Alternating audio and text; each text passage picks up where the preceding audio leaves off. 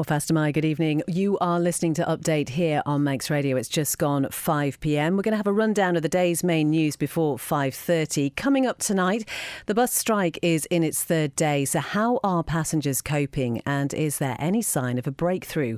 Also, the Department of Infrastructure has pulled its plans for flood defences and road improvements at West Quay in Ramsey. One local MHK, though, isn't impressed about the way it's been handled. We'll hear more about that shortly. A fresh warning from the Treasury Minister: if health spending keeps rising at its current pace, what is that going to mean for the island's finances?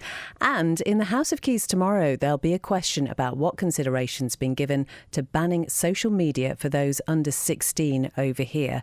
If you've got any thoughts about that or anything else this evening, I'd love to hear from you. You can email studio@manxradio.com or text 166 177. We'll start, though, as ever, with a roundup of the main news headlines with Simon. Faster Mai, Simon. Faster Mai. The Infrastructure Minister has been accused of withdrawing plans for sea defences along West Quay and Ramsey based on a handful of comments made on social media. Ramsey MHK Laurie Hooper says there's been a lack of consultation with interested parties since the plan to erect a barrier wall 4 feet in height along the quayside was first mooted.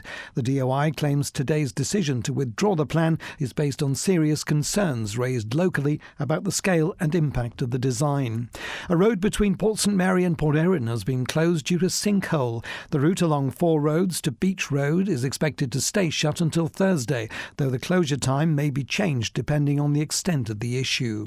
The Treasury Minister says the government can't be accused of underfunding the health service this year after the Pink Book allocated £404 million to Manx Care. It's £45 million more than last year and is the first time funding has exceeded the Sir Jonathan Michaels formula. Further afield, Australia's Prime Minister's thrown his support behind any UK plan to remove Andrew Mountbatten-Windsor from the line of succession. Anthony Albanese's written to Sir Keir Starmer, calling the allegations against the former prince grave. He's being investigated over claims of misconduct in public office. Benfica player Gianluca Prestiani has been provisionally suspended over allegations of racial abuse against Vinicius Jr. UEFA's ruled he won't play for one match in his club's Champions League game with Real Madrid on Wednesday. He denies the claims against him. And the manager of a children's home used his access to vulnerable youngsters to sexually abuse boys and girls in his care for almost 2 decades. Malcolm Phillips was in charge at Skircote Lodge Care Home in Halifax in West Yorkshire. Those are the headlines. More news at 6. Thank you very much indeed, Simon. Now the weather brought to you by Manx Glass and Glazing. So this evening it's going to stay cloudy. There'll be outbreaks of rain and drizzle, but they will turn more patchy overnight. The fresh southwest winds will gradually ease as well. They'll back southerly this evening. Temperatures pretty mild overnight, actually. Cloudy and dull tomorrow. Some patchy light rain again and drizzle at times. Fresh southerly winds and maximum temperatures around 11, and it's pretty similar on Wednesday as well. Manx Glass and Glazing can supply and install single, double and triple glazing. Call 674 573 or visit the showroom on the Snugborough Trading Estate. It's coming up to 5:05. So we are in the third day of the bus strike here on the Isle of Man. Been hearing a lot about it throughout the day. Busvannin are posting regular updates about the services that are running. We're sharing those on our social media page. But how are would-be bus passengers reacting to the 10 days of strike action? For some, obviously, it means rethinking how they get about, but are they sympathetic to the cause or annoyed with what's happening? Well, John Moss has been in Ramsey to find out. How long have you been waiting for? Probably about half an hour now. What are your thoughts on the bus strike? Is it inconveniencing you? Of course it's inconvenienced me, but it's fair play at the end of the day. If they feel like they're not getting the adequate pay or time and a half for the holidays and stuff. So you sympathise with them? Yeah, of course. Obviously I'm not happy about waiting around and not being able to get across Ireland and stuff, but yeah. You've been across to have a word with them? I did. Just to get a better understand what's going on, so I can understand them better and not, judge or... And they were quite helpful? Yeah, of course. They're friendly people, great people. You're waiting for a bus? Yeah. Where are you planning to get to? You take the kids You've to... got 2 youngsters, is it? 3, there's one behind you as well. Oh, right, okay. Peel. So, eldest goes to school in Peel. I have to move over the weekends, you see, so normally get the 7:10 bus through to Peel, and then get off in Douglas to go to work. But obviously no buses. So what are your thoughts about the strike? I mean, fair enough if they want to do it, but something needs to be done for people that still need to get on with the rest of their lives. I'm not a bus driver. I need to get the kids to school, I need to go to work. You're not angry, you're just... Not as angry as my boss is. Can I have a quick word? Are you waiting for a bus? I'm waiting just to get this one now. Oh, right. It's one at 10 What past are your 11. thoughts about the bus strike? Inconveniencing you? It is, yes. So, yeah. are you angry or are you... Well, I know they have a strike and it's for a reason, but it's leaving everybody in a mess. Yeah. So... And apparently it's on for 10 days. You're not angry, you're just... Frustrated. Frustrated? Yeah. So that was John Moss talking to some would-be bus passengers up in Ramsey this morning to find out how they feel about this 10 days of action. We will be joined on Breakfast tomorrow by the DOI Minister, Tim Crookall. It's the first time we'll have spoken to Mr Crookall since the strike action began on Saturday. So any questions, do let us know. You can always get in touch on email or WhatsApp or by text as well. So we'll be bringing you much more about the bus strikes on Breakfast tomorrow. We're going to stay in Ramsey because you might have heard on the news this afternoon that the DOI has withdrawn a planning application for a new flood defence and highway improvement along West Quay in Ramsey. Minister Tim Crookall says it follows serious concerns that were raised locally about the scale and impact of the design. One of the first to react to the news has been Ramsey MHK Laurie Hooper. I think it's fair to say he's not impressed. Well, I mean, it was nice for the minister to, talk to us about it before he made this decision. It's quite interesting when you look at the planning process. Now, whatever you think about the plans, and they weren't perfect by any stretch. Whatever you think about them, the right thing to do is to go through that public process to take feedback from Manx public, from residents, from businesses, from local organisations, from the commissioners, and then feed all of that into the process and say, right, do we need to make any changes to the plans based on that public planning process? They haven't done that. So instead of going through a very public, transparent process, the minister has decided to just pull this off the back of what I can only assume are comments on social media, because the planning application has 5 comments set against it. So it is very clear that there hasn't been a lot of significant representations made as part of the planning process. And so I'm really nervous about this now, because if you look at what the reasoning given is, they're concerned here about the height of the wall and the number of parking spaces. Parking spaces, I think the department could put some alternatives in place. There are definitely scope for increasing the number of parking spaces in Ramsey and other sites that are just as close to the town centre. But the bit about the wall height is really concerning, because if the department's modelling and if the expert advice is that wall is necessary, then there's not much you can do with the height. It either needs to be there or it doesn't. If the department's position is now that actually that height isn't necessary and alternative options are possibly on the cards, then why on earth did they propose that in the first place? So this, with pulling this at this stage, before he's taken public comment, before the public and the commissioners and local businesses have had a chance to feed into that planning application, I think pulling it at this stage without providing any rationale as to what's changed since the planning application went in, I cannot wrap my head around this at all. That's Ramsey MHK Laurie Hooper. Well, we have invited Minister Crookall to respond to this story as well. If he's on Breakfast with us tomorrow, we will no doubt ask him a question at that point. Just looking at the BBC, Peter Mandelson has been arrested by Met Police. We'll bring you more details on that in just a moment. But Treasury says government cannot be accused of underfunding healthcare this year after allocating £404 million to Manx Care in the Pink Book. So that is, as we've been hearing since the budget was announced in Tynwald last week, £45 million more than last year. It marks the first time funding has exceeded the Sir Jonathan Michael formula that was set back in 2019. Well, speaking on Manx Radio's Man in Line at lunchtime, the Treasury Minister Chris Thomas said a proposed 5-year plan would see the budget for Manx Care rise to £475 million. But he did warn that if spending continues at the pace seen since 2021, the figure could climb to around £675 million. I think I overly frightened my colleagues about 2 points. One is about the reserves and the second one was about healthcare. So the 5-year plan takes the expenditure on healthcare over 400 million when it was less than 300 million at the beginning of this administration, and takes it up to 475 million by the end of the 5-year plan. But if you extrapolate the growth rate between 2021 and 2026, we get to 675 million. That would be an enormous percentage of the total public finances. So we have to make sure we set the standards right in healthcare, we get the delivery right, and then we have an efficient and an effective National Health Service. And at the same time, we've got to encourage other things going on around our efficient and effective National Health Service. So we didn't accept the funding request that came from Manx Care this year in its entirety. However, we did give them £45 million, and we can't be accused of underfunding it, I don't believe. Having said that, Mr Hooper was correct to point out that inside the mandate document there is reference to money that's been spent more in this current financial year, which shows up clearly in the management accounts as well, and that is an issue we'll have to deal with at some point. That is the Treasury Minister, Chris Thomas, who is on Man in Line with Andy at lunchtime. You can listen back to that as a podcast on the Manx Radio website. You can watch it on our social media channels as well. We're going to stay with health because the Chief Executive of Manx Care says the amount the health body was spending on premium agency staff has more than halved in recent years. Theresa Cope says the service started with a very high vacancy rate back in 2021 with a reliance on costly short-term agency workers. Now, in government's latest quarterly workforce report, Manx Care accounted for the largest increase in headcount, something attributed to continued investment in frontline health services. Ms Cope says they've made progress when it comes to recruiting long-term employees. So we've had a commitment since Manx Care started to recruit substantively into health and care posts. We know we started with a very high vacancy rate of over 20% and very high costs of short-term agency staff.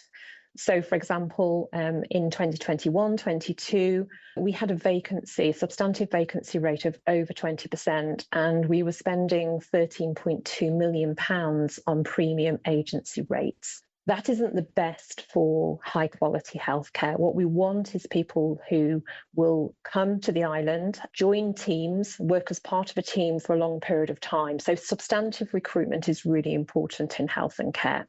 And whilst that means our headcount will have increased, what has happened over the last 5 years is our vacancy rate has reduced by over 10%. And in many of our areas, we are looking at a much lower vacancy rate than that. And that's really important for frontline healthcare workers. We have one of the lowest rates of nursing vacancies that I've seen since the organisation started. And most importantly, from our financial perspective, we have over halved the amount we are spending on premium agency, which is better financially, but it is also much better for the quality of care delivery. So whilst there may be questions around headcount increase, these are roles that are frontline and we would have to fill those shifts anyway. So much more cost effective to fill those shifts with substantive staff members rather than premium agency. And we've seen real positive progress there. So again, really important that as an organisation which has predominantly staff-based costs, that we continue to be able to focus on substantive recruitment and retention of our existing staff and continue to focus on reducing our reliance on highly paid premium agency staff. That's Manx Care Chief Executive Theresa Cope. It's just coming up to 5:15 as we're reporting the BBC just showing photographs of Lord Peter Mandelson being arrested by Met Police.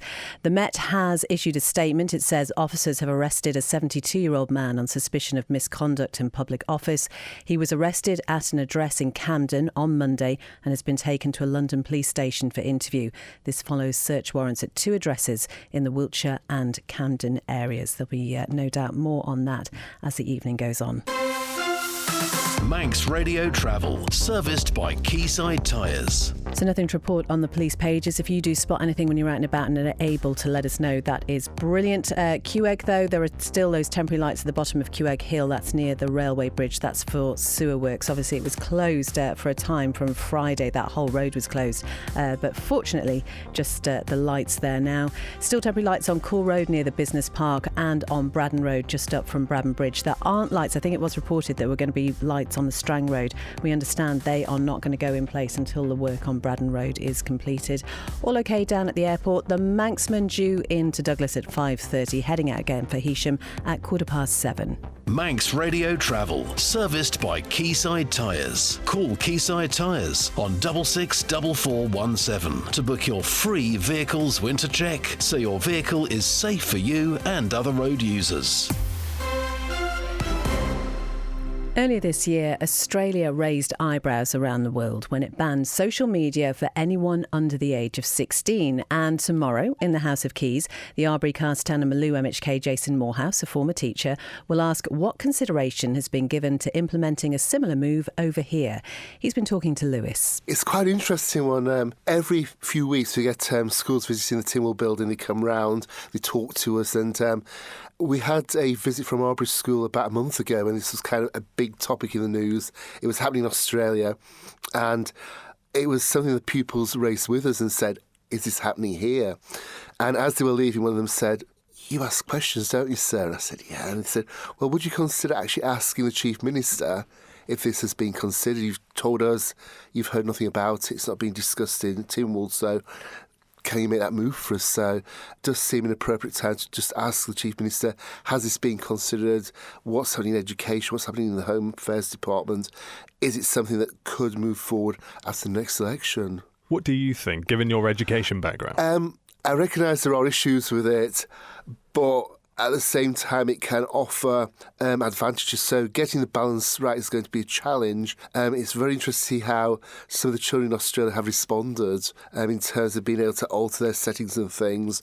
I think that's going to prove to be the perfect test case in terms of whether this actually is a viable option and whether it's worth considering in the Isle of Man. That is the Arbury Carstana Maloo MHK Jason Morehouse, who will ask that question about social media potentially being banned for under 16s over here. If you have an under 16 in your household, I wonder how the news would go down. Probably text them and tell them. It's coming up to 17 minutes past 5. Well, people travelling off island or to the Isle of Man from other jurisdictions are being urged to check their documentation is up to date and to have it with them when they're travelling. Simon Richardson's been taking a look at the new advice from government. While it's important to ensure your passport is up to date, it seems that some carriers have introduced changes to what they require from customers prior to travel. For example, some airlines now require passengers to show their passports, even for journeys within the common travel area, which are not subject to routine immigration control. The legal requirements for travel between jurisdictions within the Common Travel Area, or CTA, have not changed, and travellers are not required by law to carry evidence of their identity or immigration status. From this Wednesday, the 23rd of February, the UK will enforce its electronic travel authorisation scheme for visitors from Europe, the USA, Canada and certain other countries. In all, visitors from 85 nations who don't require a visa will not be able to travel without an electronic travel authorisation.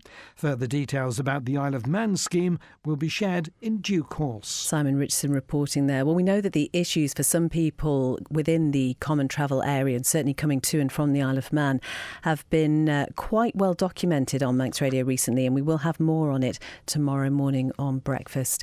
18 minutes past 5, Manx Utilities is appealing for landowners to get in touch if they have land which could be used for solar energy. The energy provider says solar generation projects are expected to be part of a wider mix of renewable technology, and it's keen to gather information to understand what land may be available and any potential constraints. Sean Cowper has more. The request for information notice calls for land that could be used for ground-mounted solar panels, hybrid solar developments and the associated infrastructure.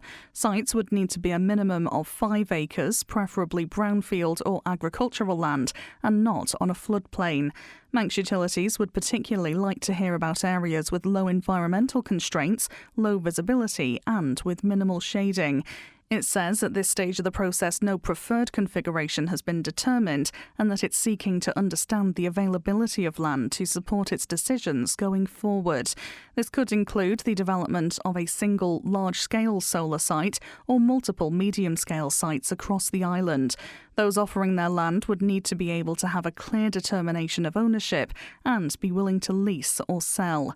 Those with land that may be suitable can register an interest through government's procurement portal by going to gov.im/procurement. That's available until the 20th of March. Sean Cowper reporting. 20 past 5 just about, and a young farmer from the Isle of Man says the future of the Manx horticulture sector could be quite grim as local producers are falling behind their UK counterparts. James Allenson grew up on his family's farm over here, which he recently returned to after completing studies off island. So just what are the challenges challenges facing farmers who focus on crops and plants. Well, James has been explaining more to Manx Radio's farming correspondent, Kiri Kermode. In some respects, they're a bit like livestock. They need checking every day, they need water, they need fed.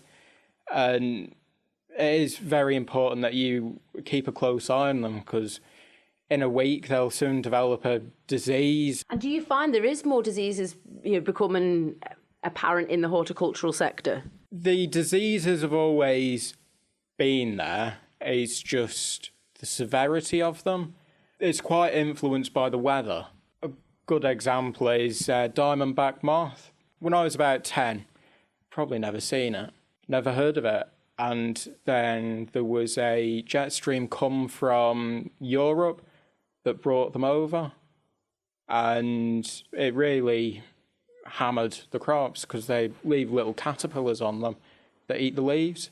God, that could decimate your whole entire crop, your income for the year. Yeah, it can. So it's all about keeping a very close eye on it and knowing what's happening. And James, obviously there's trials and tribulations with it, but from a young age, you grew up on your family's horticultural farm. What made you want to stay in it, even though you've seen how much hard work it has taken over the years, seeing your dad busy at it? What made you want to keep on and get back into it after leaving uni? I just really enjoy it. You wake up in the morning, all your efforts, you can look out the window, the plant you planted a couple of weeks ago has grown, and you're just watching the cycle and seeing the hard work that you've put in is paying off. And it is, really rewarding to say. How do you see the future, James, for horticulture here on the island? If I'm going to be honest, I see it quite grim. The producers in England, they're only getting bigger.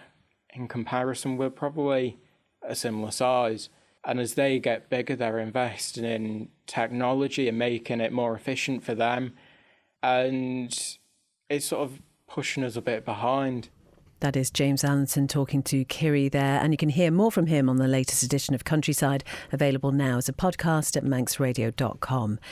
Now, a Ramsey family is trying to raise money for the Guide Dogs Association with the hopes of naming a puppy after their dog that recently passed away. Wayne Knighton is a blind resident who had his pooch Keithley until December last year. He was just 9 at the time when he picked up an illness. Now, for Wayne, Keithley helped him gain his independence to go out on his own and to interact with people, and he says he was preparing the home for Keithley to retire when the unthinkable happened. Keithley gave me a lot of freedom. It's amazing, basically, what having a guide dog can do. It can make a massive difference. I thought using a cane would be an easy way around. It's quite different. I mean, the cane, when you're using that, it's just a case of using that to bump into things and find obstacles that way. Whereas with a guide dog, you're actually avoiding the obstacles, so it's a lot easier to get around. And so after his passing, it was difficult for quite a few weeks. We were coming to terms with things because it was quite a shock. And we decided then, I decided then at that point I wanted to do something in his memory so that we could think about all the good times we'd had with him over the finish line. It's not just a guide dog. I'm sure he was always a companion to you, a big brother to your daughter. He was part of the family. He was, yeah. I mean, definitely. I mean, he was well known by everybody. I do still work full time. I work a lot from home, but when I'm in the office, they all used to love him coming in. He used to love making new friends everywhere he went. He was a definite character. He improved me as a person. Everywhere we went, he would come and speak to people. He would make people talk about him, make people actually talk to each other instead of just typing on their phones. It's like you say, he wasn't just a guide dog, he was part of the family.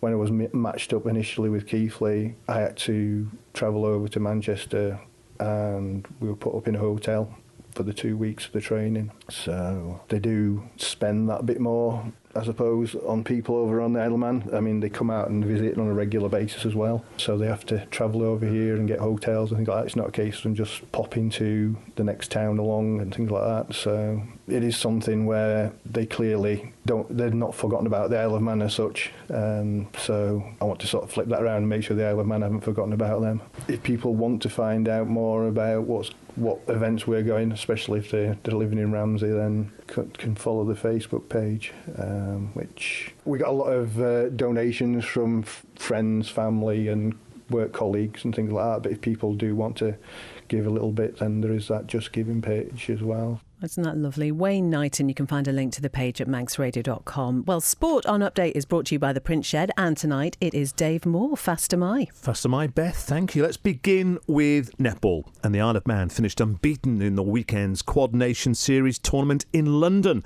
They beat France 48-41 on Saturday morning. They then followed that with a 54-33 victory over Malta later that same day.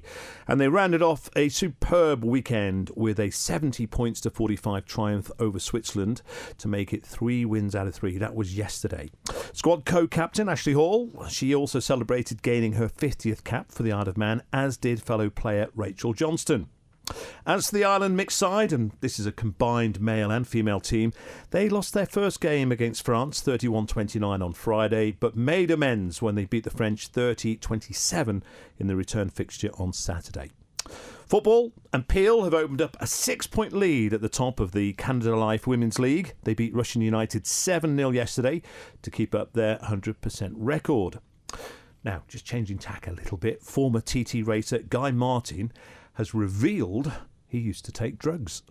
In an article for the magazine The Big Issue, he tells how he used to use ephedrine, caffeine and aspirin so he could work longer hours when fixing vehicles. However, and I must point out, there's no suggestion that he continued taking them once he became a motorcycle racer. And moving on to three wheels, former TT winner Tim Reeves has announced he'll be competing at this year's event, having not taken part in 2025. This time he'll be partnered by Melanie Farnier, and the pair will be running in the colours of Carl Cox Motorsport. The ex-world champion has one TT victory, which came in 2013. And you know, I met up with them actually when they were over the Valentine's Day weekend, just having some laps around there with Todd Ellis and Emmanuel Clement. Unfortunately, it was all snowy and icy on the mountain, so it was closed. So they did a lot of laps to Ramsey and back, I think. But Melanie, no stranger to TT course, she's done it several times with different partners. That's and is really looking forward to being back. Perfect. Great to have Tim and Melanie back. It certainly is. Dave, thank you very much indeed. Well, that is all from Update tonight. Coming up next, it's Agenda with Phil. And if you're still unsure what last week's budget was really meant to deliver, he drills down in this with the Treasury Minister in Agenda tonight. Then it's Chris Kinney with Greatest Hits from 6. Time for Brass with Ian Cottier from 9. And then Dave will be back with you from 10 with After Hours. Breakfast in the morning. Remember, we will be joined live by the DIY Minister, Tim Crookall. Whatever you're doing this evening, have a good one. Update will be back at 5 tomorrow.